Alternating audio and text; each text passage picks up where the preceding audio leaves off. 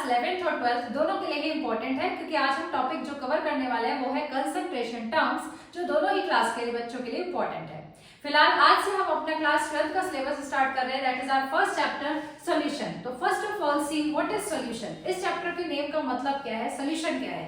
तो सॉल्यूशन पढ़ने से पहले मैं आपको बता दूं, आपने 9th क्लास में जरूर पढ़ा होगा बच्चे, मिक्सचर दो टाइप के होते हैं, होमोजेनियस मिक्सचर और हेटेरोजेनियस मिक्सचर। अगर नहीं भी पढ़ा तो नो इशू। आपको पता है मिक्सचर क्या होता है बच्चों, दो चीजों को मिला दिया, दो या तीन या चार, कितनी भी चीजों को आप मिलाओगे तो क्या बनेगा, मिक्सचर। लेकिन मिक्सचर दो टाइप के होते हैं। तो अब इन दोनों में डिफरेंस क्या है, आपने जरूर सुना होगा, यहाँ पे जो कंपोजिशन है वो यूनिफॉर्म रहती है थ्रू आउट, पर इस बात का मतलब क्या है। तो चलो इसको समझते हैं एक एग्जांपल से। मैंने यहाँ पर लिया एक ग्लास पानी और उसमें ऐड कर दी कुछ सॉइल मिट्टी। तो आपको पता है कि मिट्टी नीचे बैठ जाएगी और ऊपर कम रहेगी, यानी अगर मैं 1 ml पानी लूं यहाँ से तो उसकी कंपोजिशन डिफरेंट है, पर अगर 1 ml पानी में यहाँ से लूं तो इसकी कंपोजिशन डिफरेंट है। यहाँ पे मिट्टी ज्यादा और यहाँ पे मिट्टी कम है। तो इसका मतलब मैं कह सकती हूँ कि जब मैंने अलग अलग जगह से अपना 1 ml लिया तो दोनों की कंपोजिशन जो है वो डिफरेंट थी। तो इसका मतलब ये किस टाइप का मिक्सचर हुआ, हेटेरोजेनियस मिक्सचर। लेकिन अगर मैं आपसे बात करूं चाय, जो हम सबके घरों में बनती है, चाय में क्या होता है, पानी है, दूध है, चीनी है, चाय पत्ती है, सब कुछ, लेकिन ये बिल्कुल फिक्स है। चाहे मैं 1 ml एक्सपेक्ट करूं यहाँ से, चाहे मैं ये वाली सिप लूं, ठीक है। अगर मैंने चाय की पहली सिप ली तो कहा अरे आज चाय मीठी बनी है, तो दूसरी सिप में भी मैं क्या कहूंगी, चाय उतनी ही मीठी है जितनी पहली सिप में थी। कभी ऐसा होता है कि पहली सिप में आपको लगे चाय बहुत मीठी बन गई आज, पर दूसरी सिप लेकर लगता है चाय में चीनी कम है। No, never possible. क्यों? क्योंकि जो चाय है वो किस टाइप का मिक्सचर है बच्चे, होमोजेनियस मिक्सचर। तो आई होप आपको क्लियर हो गया होगा होमोजेनियस मिक्सचर क्या होता है, that has uniform composition through out. तो सॉल्यूशन क्या होता है, solution is a homogeneous mixture of 2 और मोर कंपोनेंट्स। सॉल्यूशन क्या है बच्चे, जो सॉल्यूशन है वो होमोजेनियस मिक्सचर होता है 2 या 2 से ज्यादा कंपोनेंट्स का, राइट। तो सॉल्यूशन में 2 कंपोनेंट्स होते हैं, पहला सॉल्यूट और दूसरा सॉल्वेंट। यानी अगर मैंने यहाँ पे एक सॉल्यूशन लिया पानी और नमक का, ठीक है, पानी में मैंने नमक डाला क्योंकि होमोजेनियस मिक्सचर है तो इसको हम बोलेंगे सॉल्यूशन। अब इसके 2 कंपोनेंट्स होते हैं, सॉल्वेंट होता है, देखो बहुत सारी डेफिनेशंस दी गई है, पर एग्जैक्ट डेफिनेशन तो ये है जिसके नंबर ऑफ मोल्स ज्यादा होते हैं, जिसके नंबर ऑफ मोल्स मैक्सिमम होते हैं, वो होता है आपका सॉल्वेंट और बाकी होते हैं सॉल्यूट। या आप सिंपल भाषा में ये कह देते हो जिसका अमाउंट ज्यादा है वो क्या होता है, सॉल्वेंट, और जो कम अमाउंट में होता है वो होता है सॉल्यूट। जैसे मैंने पानी में नमक डाला तो पानी ऑब्वियसली ज्यादा है, तो पानी क्या हो गया, सॉल्वेंट, जबकि NaCl यानी नमक क्या हो गया, सॉल्यूट। अब आपका जो सॉल्यूशन है जरूरी नहीं है कि वो 2 ही कंपोनेंट्स, मतलब 2 ही चीजों से मिलकर बनाओ। सॉल्यूशन में तो 3 चीजें भी हो सकती है, 4 भी। तो उसके बेसिस पे हम क्या बोलते हैं, अगर एक सॉल्यूट और एक सॉल्वेंट है तो हम अपने सॉल्यूशन को बोलेंगे बाइनरी सॉल्यूशन। अगर हमारा 3 चीजें हैं या 4 चीजें हैं तो हम टर्शरी या क्वाटरनरी सॉल्यूशन भी बोल सकते हैं। क्वाटरनरी का मतलब 4।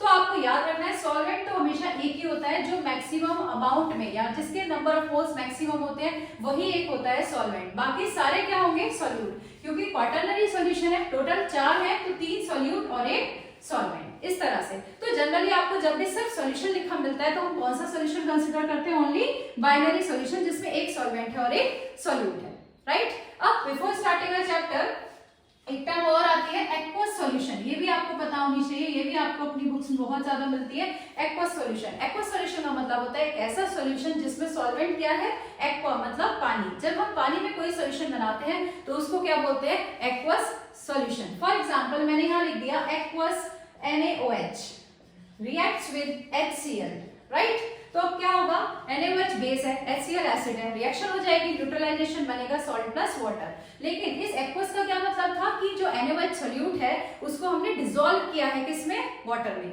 जिस चीज में हम डिसॉल्व करते हैं वो क्या होता है, सॉल्वेंट। एक और डेफिनेशन है, जिसको डिसॉल्व करेंगे वो क्या होगा, सॉल्यूट। तो एक्वस सॉल्यूशन का मतलब ये होता है कि हमने सॉल्यूशन किसमें बनाया है, पानी में, यानी सॉल्वेंट क्या लिया है, पानी। अब इससे हमें एक चीज और पता चली, जब एसिड बेस के साथ रिएक्ट कर रहा है, ये नहीं, तो हम कह सकते हैं सॉल्यूट क्या होता है, रिएक्टिव पार्ट। जो हमारे सॉल्यूशन का रिएक्टिव पार्ट है वो क्या होता है, सॉल्यूट, और जो नॉन रिएक्टिव पार्ट है वो होता है सॉल्वेंट। तो इसका काम क्या होता है, इसका काम होता है टू प्रोवाइड द मीडियम। ये मीडियम प्रोवाइड करता है रिएक्शन के लिए बेसिकली, और जो रिएक्शन करता है मेनली वो कौन सा होता है, solute. Before moving towards our main topic concentration terms, एक चीज और बता दूं, आपके दिमाग में जब भी हम सॉल्यूशन बोलते हैं तो आपको क्या लगता है, पानी में हमने नमक डाल दिया सॉल्यूशन, पानी में हमने ग्लूकोज डाल दिया सॉल्यूशन। यानी आपको लगता है कि जो सॉल्वेंट होता है वो लिक्विड होता है और सॉल्यूट जो है वो सॉलिड होता है, बट ऐसा नहीं है। सॉल्यूशन आपका लिक्विड सॉल्यूशन भी हो सकता है, सॉलिड सॉल्यूशन भी हो सकता है और गैसियस भी हो सकता है। ये किसके बेसिस पे दिए गए हैं नाम? सॉल्वेंट के बेसिस पे। अगर आपका सॉल्वेंट गैस है तो गैसियस सॉल्यूशन, आपका सॉल्वेंट अगर सॉलिड है तो सॉलिड सॉल्यूशन, और अगर आपका सॉल्वेंट लिक्विड है तो लिक्विड सॉल्यूशन। और सॉल्यूट आपका क्या हो सकता है? सॉलिड, लिक्विड, गैस, कुछ भी। तो 3 टाइप के सॉल्यूशंस यहाँ से बनेंगे, 3 यहाँ से और 3 यहाँ से। ये 9 टाइप के सॉल्यूशंस होते हैं। इसके लिए आपका एनसीईआरटी में एक टेबल दी है स्टार्टिंग में एनसीईआरटी में, और सप्लीमेंट्री बुक्स में भी है, तो आप उसको एक बार गो थ्रू हो जाना। बहुत ज्यादा इंपॉर्टेंट नहीं है, बट फिर भी एमसीक्यू वगैरह आपके आ सकते हैं, तो एक बार आप पढ़ लेना उसको। और आपको जब भी सॉल्यूशन बोले तो आपको ये नहीं सोचना है कि पानी में नमक यानी लिक्विड में सॉलिड, ऐसा नहीं है। बहुत टाइप के सॉल्यूशंस होते हैं। Moving towards our today's main topic, concentration terms. Concentration का मतलब क्या है? Amount of solute dissolved in particular amount of solvent. कि अमाउंट है हमारे पास, एक पर्टिकुलर फिक्स अमाउंट है सॉल्वेंट का, उसमें कितना सोल्यूट डिसॉल्व किया गया है, ये बताती है उसकी कंसंट्रेशन। अब उसको एक्सप्रेस करने के मेथड्स अलग अलग हो सकते हैं। पढ़ने वाले कंसंट्रेशन टर्म्स के बारे में कौन सी है? मोलैरिटी, मोलैलिटी, अच्छा नॉर्मेलिटी जो है वो 11th में आपका मोस्टली दिया जाता है, बट हम हल्का सा डीप डिस्कशन करेंगे। इसके अलावा मोल फ्रैक्शन और मास परसेंटेज या पीपीएम, ये सारी कंसंट्रेशन टर्म्स हैं। यानी एक ही चीज को, एक ही सॉल्यूशन को मैं इन सारे टर्म्स में डिफाइन कर सकती हूँ। स्टार्ट करते हैं अपनी first concentration term, that is polarity, जिसको हम रिप्रेजेंट करते हैं कैपिटल एम से। जैसा कि मैंने आपको बताया, क्या बताएगा कि कंसंट्रेशन क्या है सॉल्यूशन की, लेकिन किस तरह बताता है? ये बताता है कि 1 लीटर सॉल्यूशन में कितने मोल्स जो है वो प्रेजेंट है सोल्यूट के। इसका फॉर्मूला होता है number of moles of solute upon volume of solution in litre. मतलब 1 लीटर सॉल्यूशन में कितने मोल्स सोल्यूट के प्रेजेंट हैं, उसको कहते हैं मोलैरिटी।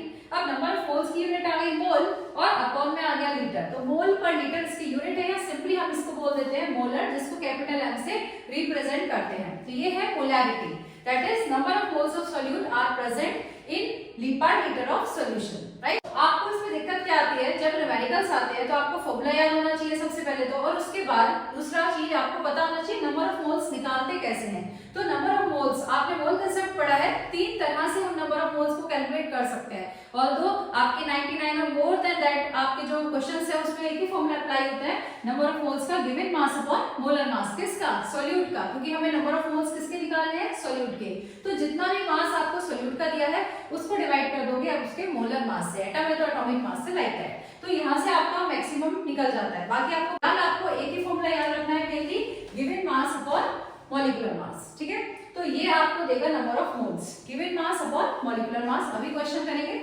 उसके बाद वॉल्यूम ऑफ सॉल्यूशन, तो वॉल्यूम ऑफ सॉल्यूशन आपको जनरली किस में दिया होता है? ml में या सेंटीमीटर क्यूब में। तो आपको पता होगा कि 1 ml जो है वो 1 सेंटीमीटर क्यूब के इक्वल होता है। आपको यहाँ पे वॉल्यूम ऑफ सॉल्यूशन किस में लगाना है? लीटर में। तो जब भी आपको ये करना है कन्वर्ट लीटर में, तो आप क्या करोगे? जितना भी अमाउंट ml में है उसको डिवाइड कर दोगे आप 1000 से। तो सेंटीमीटर क्यूब या ml में आपको जनरली दिया होता है, दोनों ही आपकी इक्वल होते हैं, तो 1000 से डिवाइड करके आपको सॉल्यूशन का जो वॉल्यूम है वो मिल जाएगा लीटर में, राइट। अब हम इसके न्यूमेरिकल्स करने से पहले एक चीज और देख लेते हैं। अगर कहीं पर लिखा है 3 मोलर NaCl सॉल्यूशन, एग्जांपल ले लिया, एक्वस NaCl भी हो सकता है, ठीक है। तो 3 मोलर NaCl सॉल्यूशन या 3 molar NaCl solution, aqueous NaCl solution का मतलब क्या है? तो आपको पता होना चाहिए इसका मतलब। मोलैरिटी 3 है, इसका मतलब 3 moles are present in 1 litre of solution, क्योंकि मोलैरिटी हमें बताती है how many number of moles of solute are dissolved in 1 litre of solution. तो 3 मोलर का मतलब है, मोलैरिटी अगर 3 है तो इसका मतलब क्या है?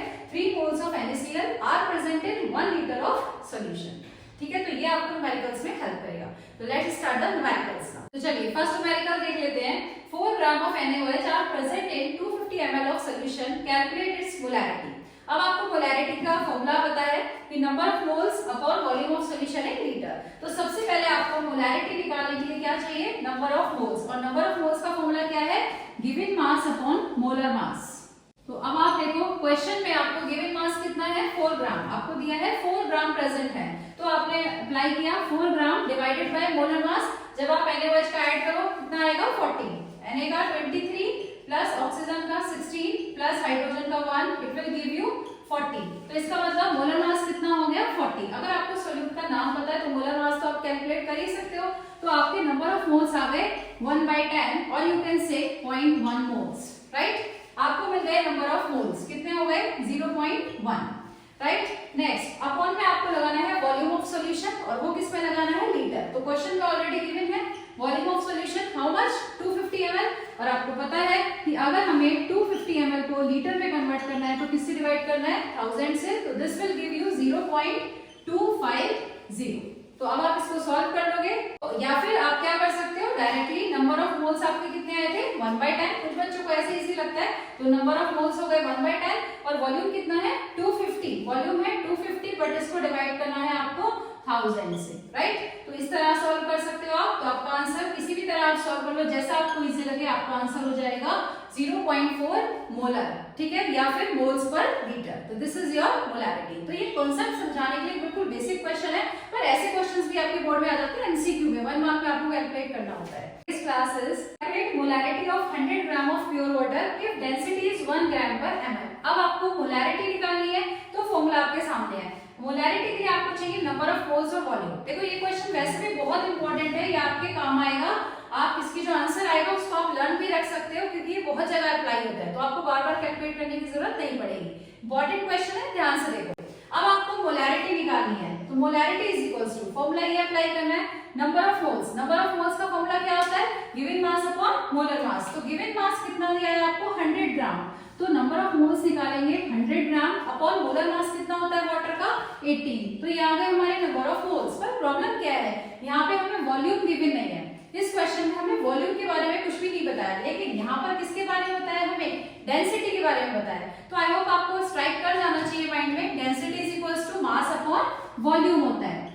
अगर वाटर की डेंसिटी 1 है, वाटर की डेंसिटी 1 होती है, अगर यूनिट आपने क्या ली है, ग्राम पर ml। अब हमें पता है density is equal to mass upon volume होता है, और अगर डेंसिटी हो गई 1 तो इसका मतलब क्या है, मास और वॉल्यूम बराबर हो गया, यानी 100 ग्राम अगर मास है तो वॉल्यूम कितना हो गया, 100 ml। तो अब हमें कोई इशू नहीं, अब हमें मिल गया। तो हमने मोलैरिटी का फॉर्मूला अप्लाई करना है, molarity is equals to number of moles. Number of moles कितने आ गए, 100/18, ये हो गए हमारे number of moles, given mass upon molar mass upon volume of solution. अब वॉल्यूम ऑफ सॉल्यूशन भी कितना है, क्योंकि डेंसिटी 1 है तो मास और वॉल्यूम बराबर है, 100 ग्राम का मतलब 100 ml हो गया। तो 100 ml डिवाइडेड बाय 1000, क्योंकि हमें लीटर में लेना होता है volume, volume of the solution हमें लीटर में लेना है, कितना है हमारे पास 100 ml, तो 100 डिवाइडेड बाय 1000 किया। तो अब जब आपने इसको सॉल्व किया तो क्या होगा, ये कैंसिल हो जाएगा और क्या बचेगा, 1000/18। और जब आप इसको सॉल्व करते हो तो इसका आंसर आएगा 55.55। तो वाटर की मोलैरिटी कितनी है, 55.55। अब आप ये मत सोचो कि 100 ग्राम वाटर पूछा है तो 100 ग्राम वाटर की मोलैरिटी कितनी है, कितने ग्राम भी वाटर आ जाए, मोलैरिटी कांस्टेंट है, फिक्स है, क्या आएगी 55.55। जैसे आप कुछ ट्राई कर सकते हो, अगर आपने यहाँ पे सपोज 900 ग्राम वाटर भी लिया होता तो क्या होता, यहाँ 100 की जगह हो जाता 900, इस 100 की जगह आ जाता आपका 900। अब अगर 900 ग्राम वाटर है, डेंसिटी तो 1 होती है वाटर की ग्राम पर ml में, तो 900 ग्राम का मतलब 900 ml भी होता, तो यहाँ भी क्या आ जाता 900। जैसे 100 से 100 कैंसिल आउट हुआ था, इस बार ये कैंसिल आउट हो जाता, तो अल्टीमेटली हमारे पास यही बचेगा और आंसर हमेशा क्या आएगा, 55.55। तो गाइज आज हमने करे थे बहुत ही बेसिक क्वेश्चंस, ताकि आपको बेसिक समझ में आ सके कि कॉन्सेप्ट होता क्या है कंसंट्रेशन टर्म का। अब नेक्स्ट क्लास में हम अदर कंसंट्रेशन टर्म्स करेंगे और साथ ही साथ मोलैरिटी के एडवांस लेवल के क्वेश्चंस करेंगे। आई होप आपको आज का सेशन अच्छा लगा होगा, अगर अच्छा लगा तो please like share and subscribe my channel.